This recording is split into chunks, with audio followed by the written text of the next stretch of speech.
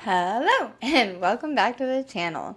In this episode, we're going to do a little recap and trace the evolution of spiritual and philosophical systems across Asia from prehistoric animism to the Axial Age, reviewing their influence on ancient Greek and the Mediterranean, and review how early cosmological ideas, fertility cults, ancestor worship, and a dualistic thought emerged in ancient Asian societies, including the Indus Valley, China, Mesopotamia, which will be a little bit of a review, and Persia, which will also be a little bit of a review. And subsequently, how all of these shaped the foundational concepts that we see in Vedic, Upanishadic, and later Hellenistic philosophies, which we are covering next.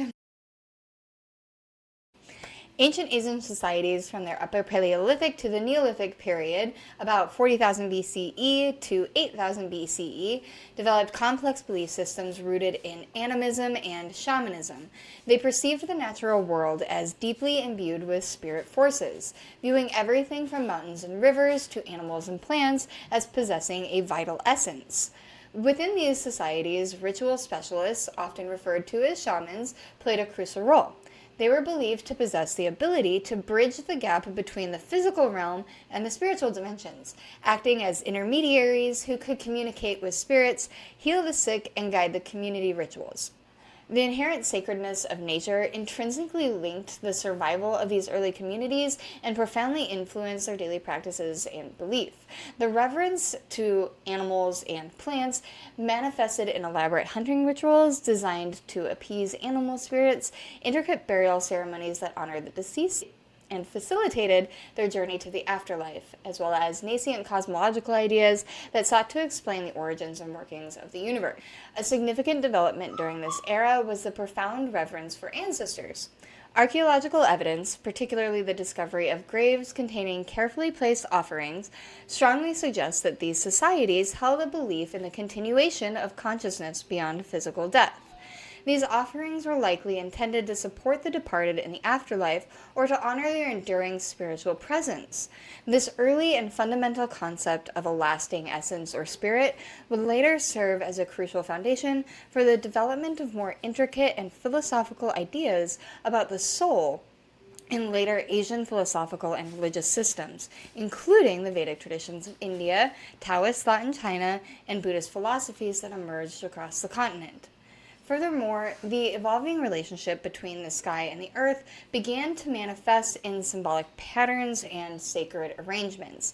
These early observations and contemplations of the cosmos proved influential in later Chinese philosophical concepts such as yin and yang, which represent complementary opposing forces that interact to create harmony, and Indian concepts like Rata, referring to the cosmic order and the natural rhythm of the universe. Over extended periods, these recurring elements, the cyclical nature of the seasons, the interplay of natural forces, and the observation of celestial movements fostered cyclical views of time. This view was often reinforced through seasonal rituals that mirrored cycles of birth, death, and renewal. And ultimately, these deeply ingrained beliefs in the interconnectedness of all things and the inherent balance of the cosmos reinforced this lasting idea of harmony and balance. And this is something that we see that is now pervasive and foundational within a whole wide range of Asian philosophies and spiritual traditions, and of course, continuing on into the Greece stories, which we'll talk about.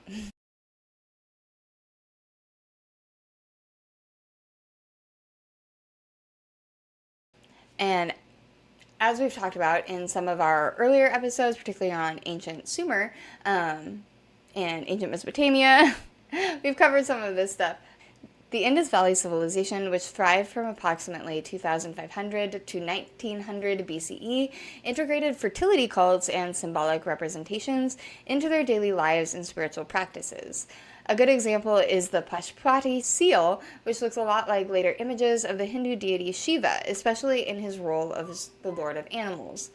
This seal, along with many figurines and artifacts, suggests a strong respect for the cycle of life, death, and rebirth, as well as the divine feminine and masculine aspects of fertility.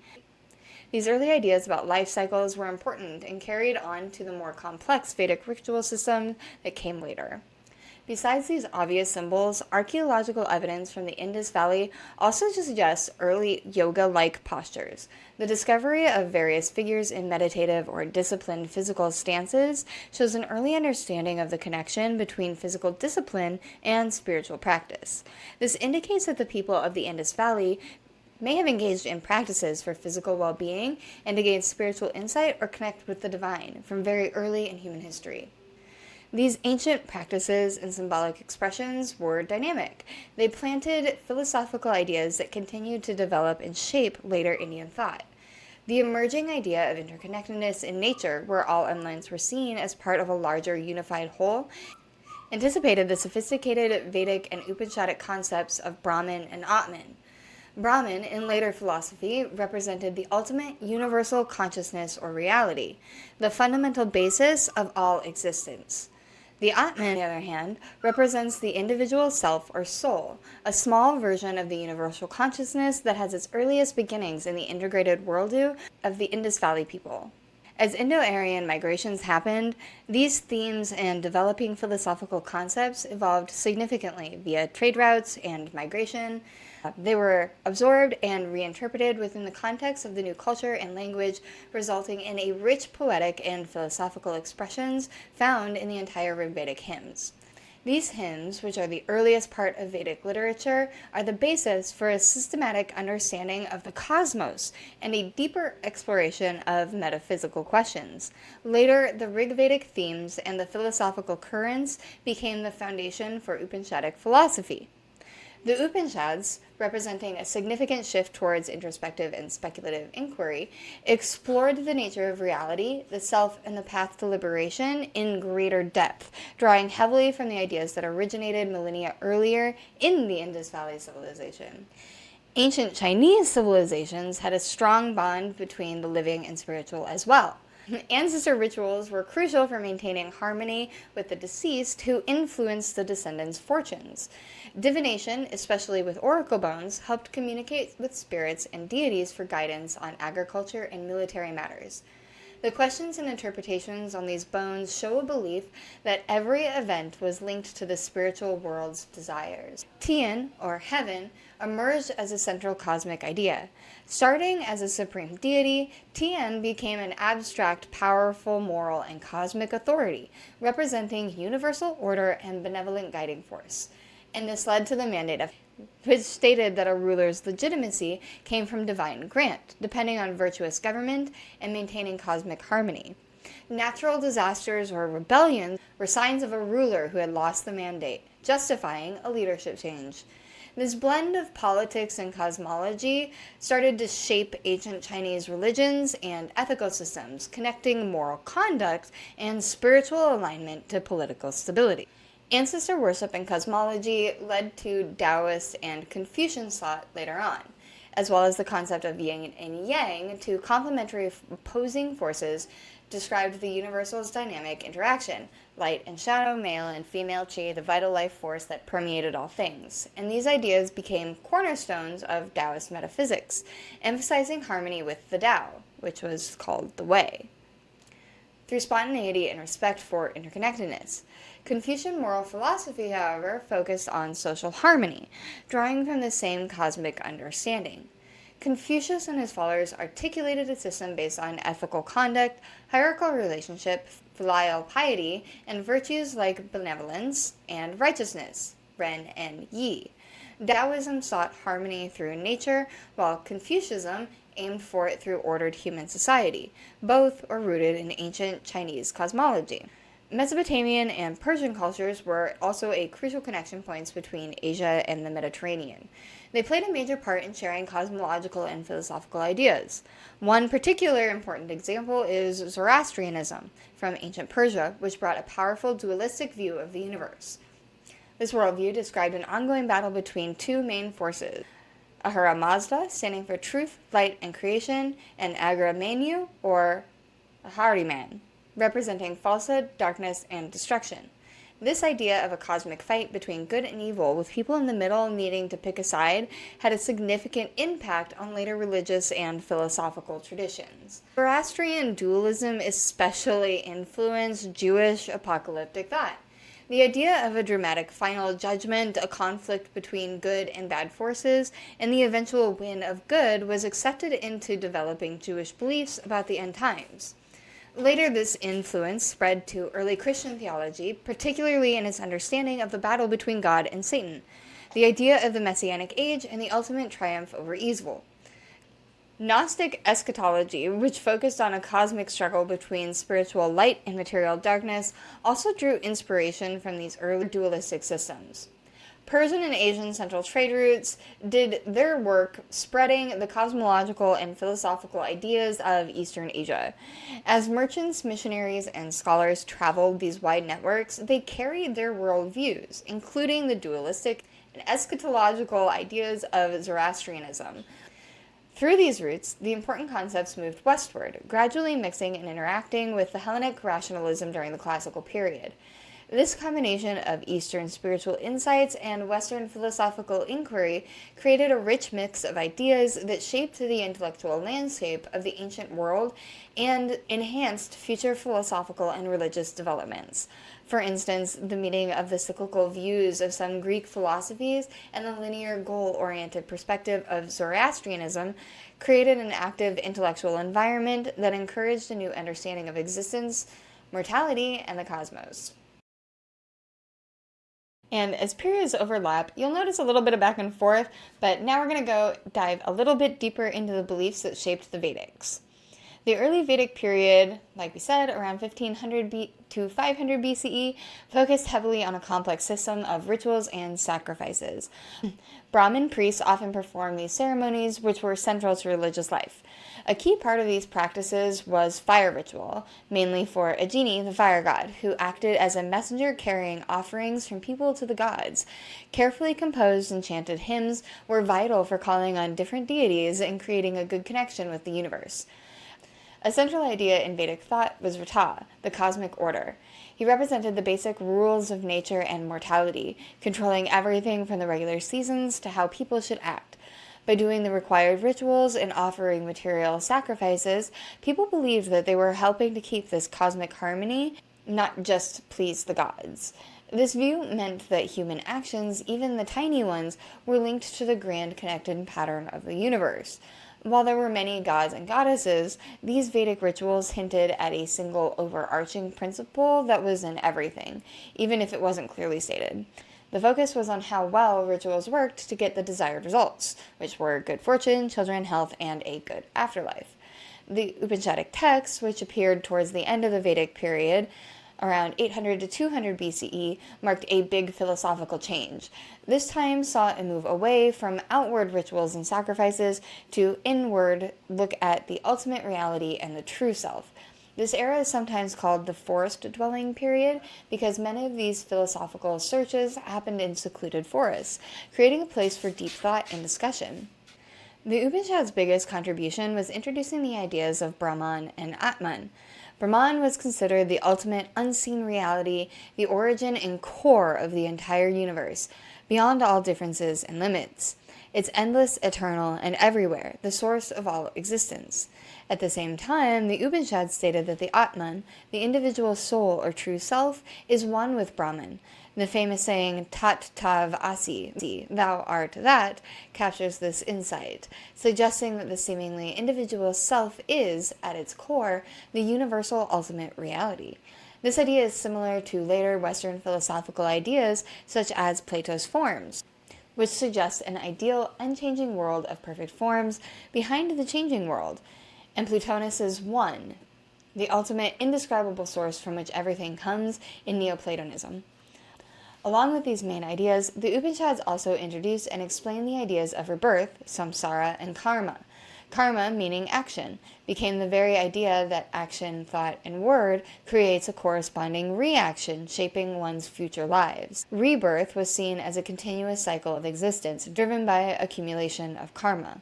The final aim, or moksha, liberation, became an ending of this cycle of rebirth by realizing that Atman and Brahman are the same. These ideas of cyclical existence, the moral principle of cause and effect, and the search for liberation strongly connect with the later philosophical and religious traditions, including salvation and Gnosticism, and various forms of mystical Christianity, both of which stress inner knowledge and a journey towards unity with the divine. Along with these philosophical changes, the Upanishadic period also saw the development of practical methods for inner change and understanding these deep truths. These included meditation and breath control, which are dhyana and pranayama.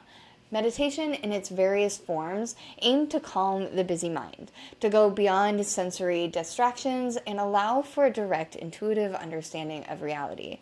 Pranayama, the controlled regulation of breath, was seen as a strong tool to calm the nervous system, control the flow of vital energy or prana, and help achieve deeper states of awareness. These practices worked as early forms of ways to understand our consciousness. They were systematic methods designed to expand human awareness, change states of consciousness, and connect the individual human experience with the cosmic principles that were explained in the Upanishads. So by doing these inner practices, seekers aimed to directly experience the unity of the Atman and the Brahman, moving past intellectual understanding to a living awareness of their connection with the ultimate reality. This focus on direct experience and developing inner tools for self-discovery would set the stage for future yogic and meditative traditions in India, which greatly influenced the path of spiritual and philosophical thoughts on the subcontinent and beyond. The Axial Age, which was approximately 800 to 200 BCE, marked a key era of intellectual and spiritual change across various civilizations. During this time, philosophical and religious thought flourished simultaneously, one of the reasons why you see a lot of jumping back and forth, as we continue to shape the human understanding. This period saw a widespread questioning of old beliefs and the emergence of new ideas about ethics, how the universe worked, and what existence means. In India, this era saw the beginning of two influential spiritual paths, Buddhism and Jainism. Both began as movements to change things, challenging the strict social structures and rituals of the Vedic tradition. Buddhism, started by Siddhartha Gautama, the Buddha, focused on looking inward, ending suffering by understanding and getting rid of desire and achieving nirvana. Jainism emphasized extreme non-violence towards all living beings, self-denial, and freedom from the cycle of rebirth through strict self-discipline. These two movements provided different ways to achieve spiritual freedom, promoting personal experience and ethical behavior over simply following ritual. At the same time, in China, the Axial Age gave rise to the basic philosophies of Taoism and Confucianism. Taoism explained the concept of the Tao, a natural and universal principle that guides all existence. It stressed living in harmony with nature, simplicity, and an easy, spontaneous way of living, Wu Wei. Confucianism, developed by Confucius, focused on human morality, social harmony, and developing good character through education and ethical leadership. It emphasized respect for parents, respect for authority, and the importance of kind leadership, connecting spiritual thought deeply with practical ethics and the social order. And in Persia, the Axial Age saw the strengthening and development of Zoroastrian ideas about the end times. This ancient religion was attributed to the prophet Zoroaster, emphasizing the cosmic struggle between good and evil. Its teachings about a final judgment, resurrection, and a clear moral difference greatly influenced later apocalyptic traditions and Abrahamic religions, cementing its significance and its impact on religious thought in the Near East. Meanwhile, in Greece, the Axial Age saw the notable rise of the pre-Socratic philosophers. Thinkers like Thales, Anaximander, and Heraclitus began a shift from mythical explanations to logical investigation, trying to understand the basic nature of the universe through observation and reason. This intellectual activity prepared the way for great figures of classical Greek philosophy like Plato and Aristotle. Plato, through his theory of forms, explained questions about ultimate reality, knowledge, and the ideal state. Aristotle, with his focus on observation and systematic logic, explored ethics, politics, how things exist in the natural world. Both aimed to explain questions of origin, purpose, and ultimate reality in detailed philosophical methods, moving beyond traditional myths, story, and developing structured systems of thought.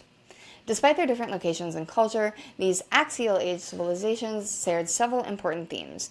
A common thread was the exploration of a higher principle that supported existence, whether it was the Tao in China, Brahman in India, or the Logos in Greek philosophy. Further, there were many discussions about the nature of time, with some traditions emphasizing recurring cycles of rebirth, as in India, and others leaning towards a straight progression towards a final solution, as in Persia. Importantly, a widespread belief across many of these cultures was that freedom from ignorance, deception, or suffering ultimately leads to salvation or enlightenment, highlighting a shared human search for ultimate truth and spiritual well-being. The spread of these new ideas between cultures, the uniting influence of the larger Persian Empire also played an important part, bringing different peoples and their ideas closer into contact. After Alexander the Great's conquest in the 4th century BCE, a phenomenon known as Hellenistic syncretism occurred. This intellectual and cultural blending had mixed Indian, Persian, and Greek thought, which was particularly visible in areas like the Greco-Bactrian kingdoms. This active interaction between Eastern and Western philosophical traditions during the Hellenistic period was vital, preparing for future intellectual developments and showing how ancient thought was connected. Human curiosity has always searched for patterns in life and the universe. Early rituals and belief gradually grew into systems of thought that gave meaning to existence and placed human life within a larger order. These ideas spread across cultures, shaping how people understood nature, divinity, and themselves. The journey through prehistoric Asia to the Axial Age shows that philosophy and spirituality began as practical ways to live in harmony with the world. Over time, these ideas connected communities across vast distances and became a part of a shared conversation about truth, balance, and purpose. The conversation continued into Greece, where new approaches would shape ideas that still influence us today. And that's what we're going to be going through next time. But that will wrap today's review up. If you are curious about some more of these ancient cultures, I have some extra videos in the Ancient Myths playlist that you are always welcome to check out, and I highly recommend. So thank you so much for coming and watching. Don't forget to like, subscribe, and ring the bell like the winners that you are. And I will see you next time. Bye.